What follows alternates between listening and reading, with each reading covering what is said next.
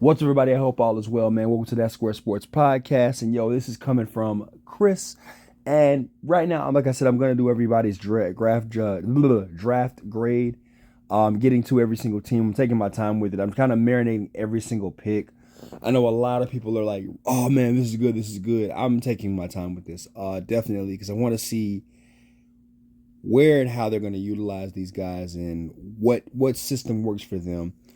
Obviously, they gave them a grade A. This is the Baltimore Ravens. I'm gonna break down every single pick, what they needed, what versus what they grabbed. I think what they needed out the gate was definitely receiver, offensive line, defensive back, and linebacker.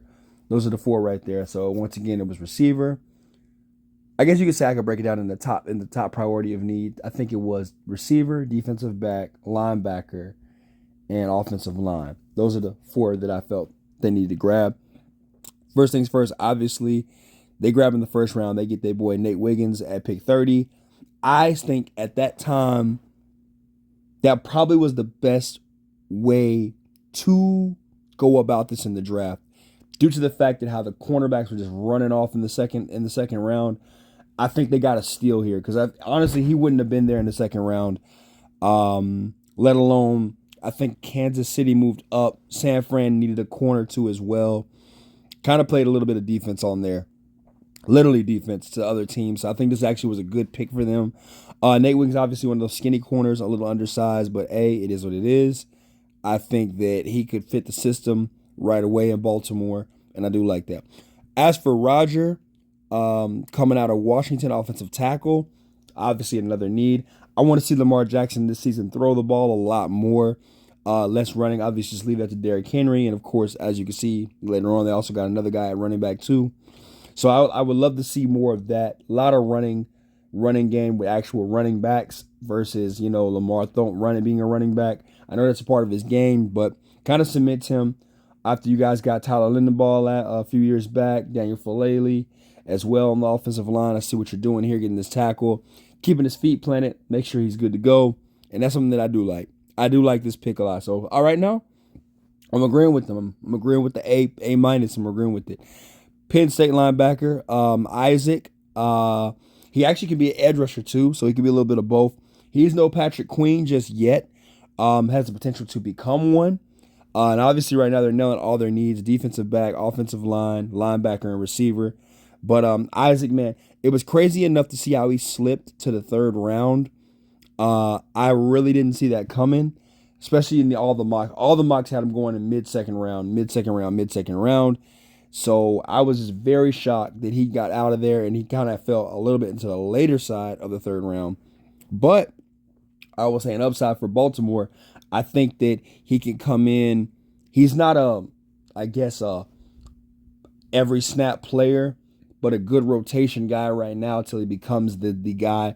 You're trying to find the replacement for Queen, obviously. So that's really what it is. But I do like him there because he could come right away and he could fit your system pretty well. He can put his hand in the dirt or he can line up. He can, yeah. So I like him right here. I like this. This is a good pick. North Carolina's Devontae Walker. Now this was a steal too, actually. Damn, this is a really good draft now that I'm looking at it. Dang. Tez Walker, man, out of North Carolina. I like me some Tez Walker. I think that his tape was cut short, obviously due to the suspension this season. But you got to kind of look at 2022 season, him and Josh Downs together at North Carolina with Drake May. Obviously, they started lighting it up. And then, of course, towards the end of the year when he came back, he actually did good until the 2023 season. So he had a horrible Senior Bowl. He got locked up against Cam Hart and Max Milton a lot. That probably pushed him back a lot. Obviously, not enough tape and the Senior Bowl. But a lot of these GMs, they miss out on guys because this is the crazy thing about it. They don't look at all 3 to 4 years of film on their tape on these players. They just look at one season and they're good to go. I honestly think that this is actually a really great pick, putting him opposite side of Zay Flowers. Tez is about maybe 6'2", maybe 210, 215, around there, around that way. 40 time, not nothing to wow you, but I know this much that I call the in-game speed. Once he gets in open field, he's pretty hard to take down.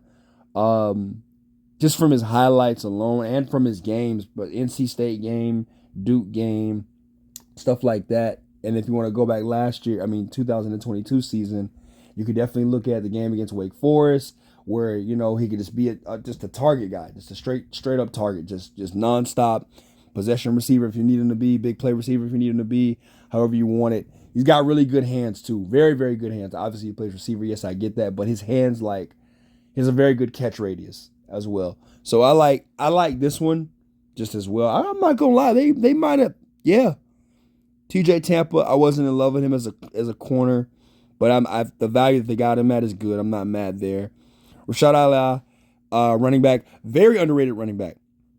It's funny, I actually had him, Ray Davis, and I think it was another running back I had coming out of Estime out of Notre Dame. Those three running backs. I said if any of those guys go in the league and they go like in the 4th or 5th round, I said that hopefully they land on teams that need like a deep running back. Obviously, I wanted Estime to come to my team, the Texans, but that's not what we did. We did not do that. So for the Ravens, it's actually really good because this is depth for you guys. Obviously, Derrick Henry is a 2 to maybe 2 year player left, 3 years at best, still his potential. But getting a younger running back to help, keep the load off kind of prolongs the career of Derrick Henry being in Baltimore. So I do like that. I do like that pick. Devin Leary, quarterback, just getting, I guess back up. Another one here, center. Don't really know too much about this guy. I'm not gonna lie. Don't know too much about him. I'm be like, oh, he's a good pick. He's a good pick. No, I don't know much about him. Michigan State center linebacker. Center Nick. But I do know about this Kane fella out of Purdue. He's gonna be a great like 3 cover type receiver. Corner, 3 type corner. Possibly could be a 2. Could move up to that. That's about the ceiling that I have for him. But I do know him very well. 7th round pick, obviously, but not too bad. Not too bad. I think I'm gonna give the Ravens an A on this one. I'm going to give the Ravens an A because they took care of what they needed. Defensive back, offensive line, linebacker, and receiver, and they got them the first 4 picks. They even actually grabbed 3 defensive backs. And this is really because I guess the way the football league is going now with the whole tackling and stuff, they're just preventing the pass. That's kind of where it's going. I think it's eventually going to turn into 7-on-7 touch. That's just me. But that's no here nor there with that. You came for the Ravens video, and I think, hey, Ravens passed the test. Let's go and give them an A. Peace.